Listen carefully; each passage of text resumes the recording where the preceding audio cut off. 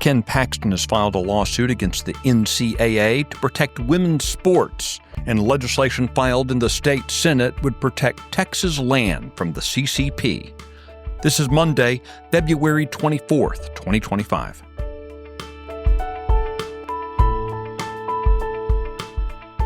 Texas Scorecard presents the day's first news for the Lone Star State, the Texas Minute, with your host, Michael Quinn Sullivan.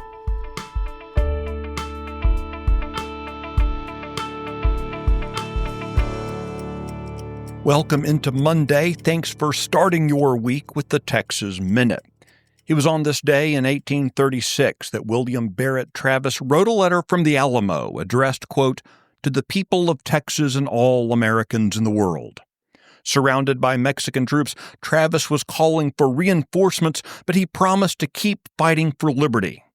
Of course, that help never arrived, but Travis and the other Alamo defenders' sacrifice continues to inspire us all today. Let's go to today's news. A now former female teacher and coach in New Caney Independent School District has been sentenced to 4 years in prison for having sexual relations with a student.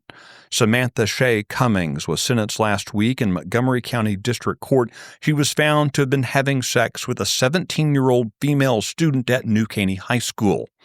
District officials allowed Cummings to resign after the allegations came to light in early 2023.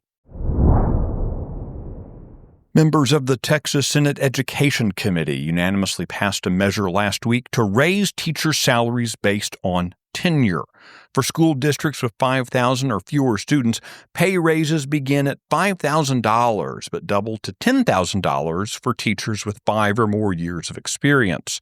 In districts with more than 5,000 students, the measure would give an additional $2,500 per year to teachers with 3 to 4 years of experience and $5,500 to teachers with 5 or more years of experience. The legislation also expands the Teacher Incentive Allotment Program, a system established in 2019 to provide performance-based bonuses to teachers. It would now allow up to 50% of a school district's teachers to participate in TIA, up from the current cap of 33%. Under this new legislation, all instructional staff will be eligible for raises. The bonuses, though, are restricted to those, quote, employed as a classroom teacher. Individuals and entities from countries identified as national security threats would be restricted from purchasing land in Texas under a measure filed in the state Senate. Republican Lois Colkhorst of Brenham wants to restrict individuals and entities from such countries from acquiring agricultural land, commercial property, industrial property, residential property, or even mines. Currently, the 4 countries identified by the U.S. intelligence community as national security threats are China, Russia, Iran, and North Korea. Colkhorst said her legislation will make it clear that, quote, Texas is not for sale. The Texas Minute will be right back. The Luke Macias Show is your access to what happens behind closed doors in Texas politics. Listen weekly to me, your host, Luke Macias, as I break down what is actually happening in conservative politics in the Lone Star State, a state that we all love and cherish. Listen weekly wherever you listen to podcasts. This show is a product of Texas Scorecard.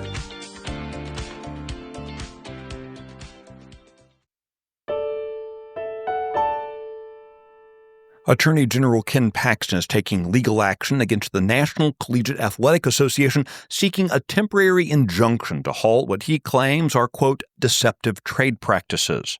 The action comes as the NCAA's eligibility policy still seems to allow men to participate in women's sports. Paxton alleges that the NCAA's recently amended policy, presented as aligning with President Donald Trump's executive order to keep men out of women's sports, is actually a misleading, quote, illusion of change that still allows biological males to compete in women's sports. According to the Attorney General, the NCAA's amended transgender eligibility policy, which took effect on February 6th, is inconsistent with President Trump's order and does not prevent biological men from competing in women's sports.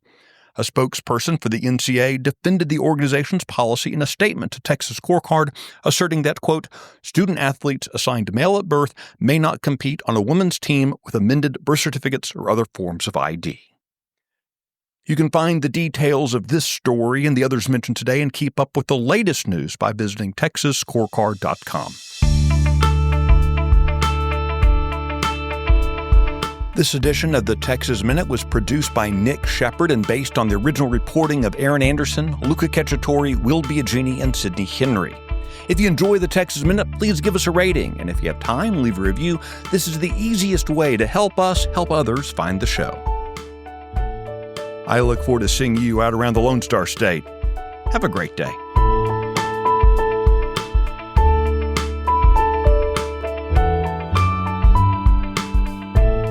Thanks for listening to the first news of the day for the Lone Star State. This has been the Texas Minute with your host, Michael Quinn Sullivan.